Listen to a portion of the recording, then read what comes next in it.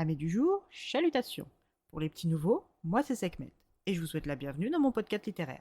Dans mon émission, je vais tenter 3 fois par semaine de vous donner envie de découvrir des livres de tout poil, récents et moins récents. Alors, si ça vous tente, c'est par ici la suite.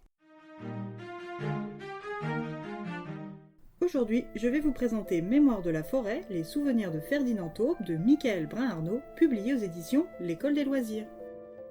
Dans ce premier tome de la série, nous allons partir pour le charmant petit village de Belle-Écorce, et plus précisément à la librairie de la famille Renard. Cette boutique de livres est nichée au cœur d'un grand chêne depuis des temps immémoriaux. Elle a été transmise de renard en renardeau depuis des générations.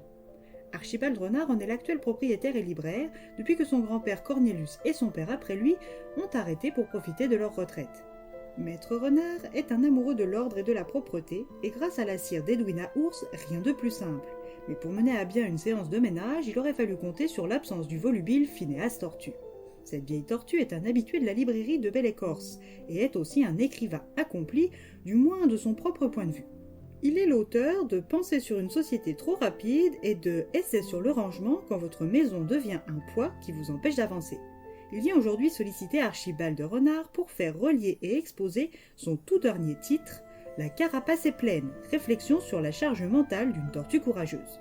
En bon commercial de sa plume, il explique à son libraire pourquoi il est vital pour lui de mettre son nouveau texte à la disposition des habitants de la forêt.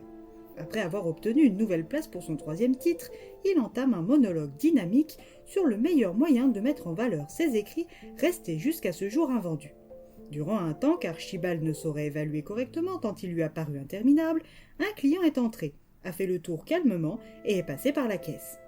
Trop empêtré dans les histoires de Phinéas Tortue, Maître Renard a failli à sa tâche de libraire en ne notant ni le nom de son client, ni le titre acheté.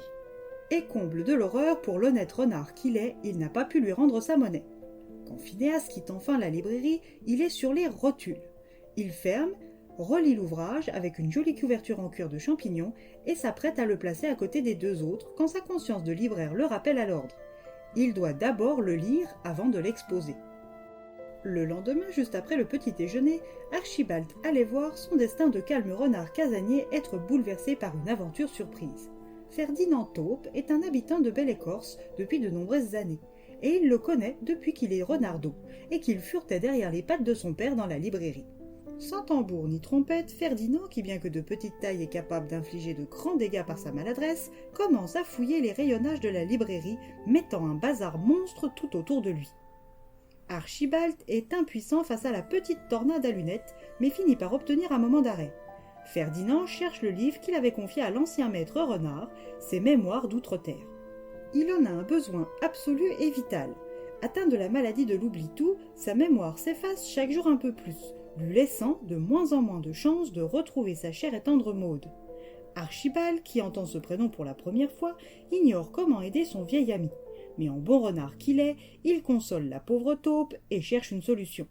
Première étape de son plan d'action, mettre son invité derrière une bonne tasse de chocolat guimauve, puis examiner attentivement les 4 photos jaunies apportées par Ferdinand.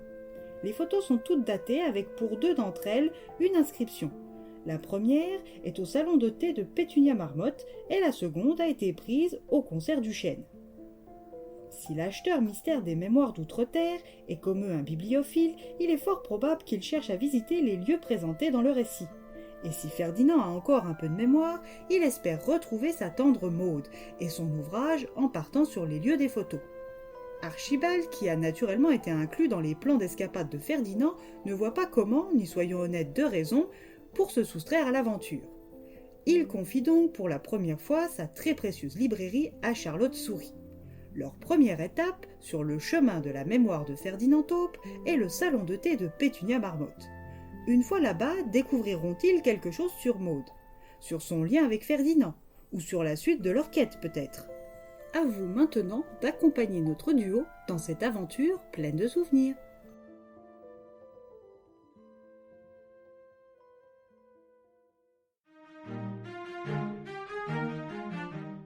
Une lecture jeunesse qui aborde des thèmes lourds avec finesse et justesse. Dans notre société où tout va vite et où tout est compressé sous forme de 0 et de 1, ce livre nous propose de gentiment nous interroger sur la place que nous accordons aux souvenirs, à la mémoire et au temps qui passe. Et bien voilà, j'en ai fini pour aujourd'hui. J'espère que cet épisode vous aura plu et vous aura donné des nouvelles idées de lecture. Si vous souhaitez découvrir d'autres petits bonbons littéraires tout droit sortis de ma bibliothèque, je vous retrouve le mardi 7 avril prochain pour un nouvel épisode. Et si d'ici là je vous manque de trop, n'hésitez pas à me rejoindre sur mon compte Instagram, @leslectures de Sekhmet. Sur ce, chalut les amis, et à la prochaine!